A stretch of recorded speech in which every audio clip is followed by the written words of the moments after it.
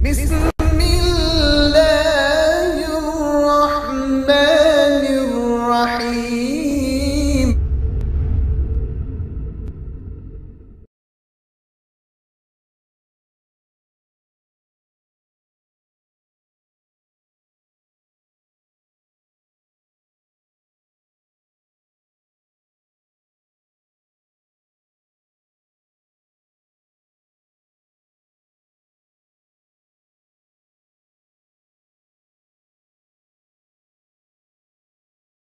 Bismillahirrahmanirrahim.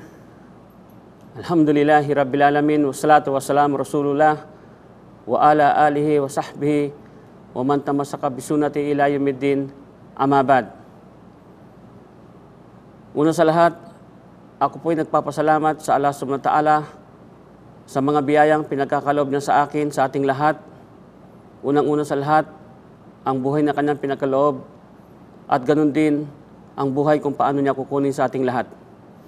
Nawa ang pagpapala ng Allah subhanahu wa ta'ala sa kanyang huling propeta, kay Propeta Muhammad, sa kanyang mga pamilya, sa mga sahaba, at sa mga sumusunod at tumatahak sa landas ng Islam hanggang sa huling araw.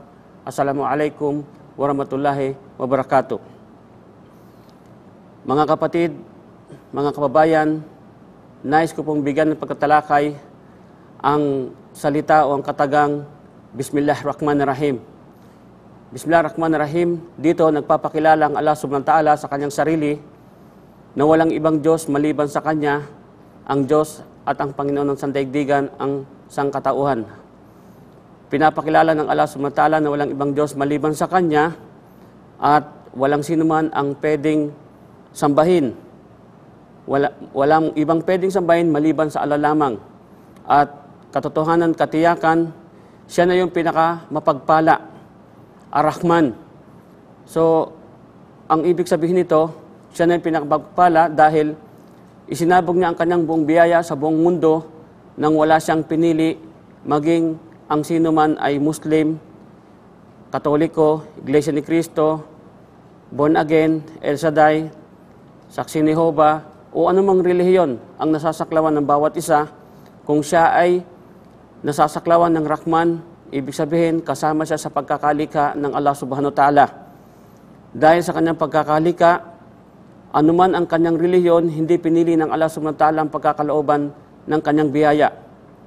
Ngunit, kung masakit man sa aking kalooban bilang dating Kristiyano, walang ibang pwedeng pipiliin ng Allah subhanahu wa ta'ala na pagkakalooban ng kanyang biyaya kung hindi ang mga Muslim. Dahil ang mga Muslim, anuman ang mangyari sa kanilang sarili, ipaglalaban nila ng buong buhay ang kanilang sarili dahil lamang sa Allah subhanahu wa ta'ala, at ito ay dahil sa landas ng Islam.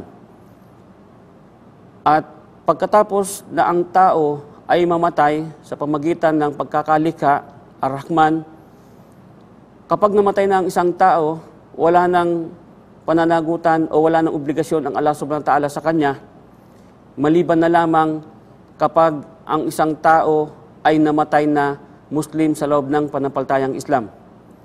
So, ibig ko sabihin, kung ang isang tao namatay wala sa loob ng panampalatayang Islam at hindi Muslim, wala na yung obligasyon ng Allah subhanahu wa ta'ala dahil ang isang tao kapag namatay sa hukay, ang kanyang katawan ay patay, ganun din ang kanyang kaluluwa ay patay na rin. So, ibig sabihin, walang pagpapatibay ang Allah subhanahu wa ta'ala. Ang sino mang mamatay na hindi Muslim, wala na siyang bibigang obligasyon, wala na siyang ibibigay na obligasyon o pananagutan sa kanyang nilika dahil patay na siya at wala na siya sa mundo. At ngayon, ito ngayon ang isang dahilan kung bakit nagkaroon ng pananagutan ng Allah subhanahu wa ta'ala habang ang isang tao naman ay Muslim sa loob ng panampalatayang Islam, kahit siya ay patay na, mayroon pa ring obligasyon ng Allah subhanahu wa ta'ala. At ito ang sinabi niya sa katotohanan, sinabi niya na ang salitang Bismillahirrahmanirrahim, man watayam ya'lam la ilaha illallah dakal jannah. So, ibig sabihin yung Rahim, yung mga taong may karapatan lamang upang tanggapin nila ang kaligtasan o ibigay ng Allah subhanahu wa ta'ala sa kanila ang kaligtasan na makapasok sa paraiso. Man watayam ya'lam la ilaha illallah dakal jannah. ang sinumang mananampalataya habang nabubuhay sa mundo at nasa loob siya ng pananampalatayang Islam at mamatay siyang Muslim, katotohanan ng katiyakan siya'y makakapasok sa paraiso. So ito po yung pinangako ng Allah subhanahu wa ta'ala sa mga taong mamamatay na kung saan sila ay nasa loob ng pananampalatayang Islam at mamatay silang Muslim.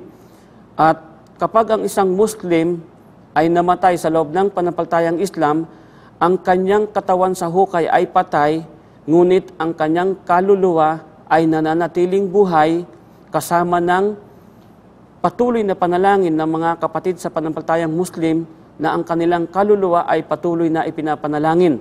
Kaya hindi lamang sa pag-iingat ng Allah subhanahu wa ta'ala, ganun din sa patuloy na panalangin ng mga kapatid sa pananampalataya na ang kanilang kaluluwa ay patuloy na manatiling buhay sa pamagitan ng Allah subhanahu wa ta'ala. At ito ay sinabi niya, wastabir alayha. Pag-iingat ng Allah subhanahu wa ta'ala, kasama pa rin doon ang panalangin ng mga kapatid sa pananampalataya.